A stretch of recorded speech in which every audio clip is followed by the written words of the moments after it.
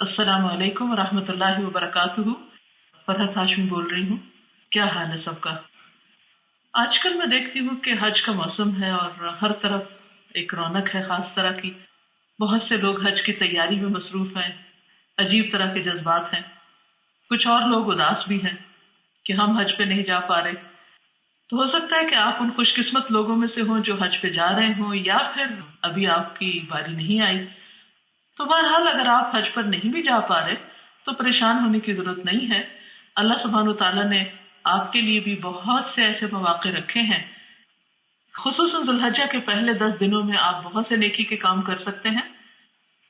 बुखारी की हदीस है, नबी सल्लल्लाहु अलैहि वसल्लम ने फरमाया, कोई दिन ऐसा नहीं जिसमें नेक अमल अल्लाह को इन 10 दिनों के अमल से ज्यादा पसंद हो।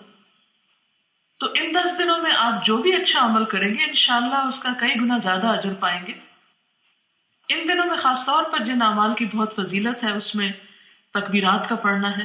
तो आप कसरत से जिक्र इलाही करें, 9 जिलहज का रोजा रखें, उससे 2 साल के गुनाह माफ होते हैं। कुर्बानी करें, सदका और खैरात करें।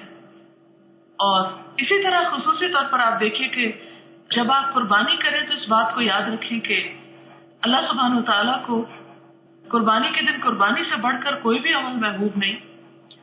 और कुर्बानी के इस मौसम में ये बात भी याद रखें कि कुर्बानी असल में सिर्फ जानवर की कुर्बानी नहीं है।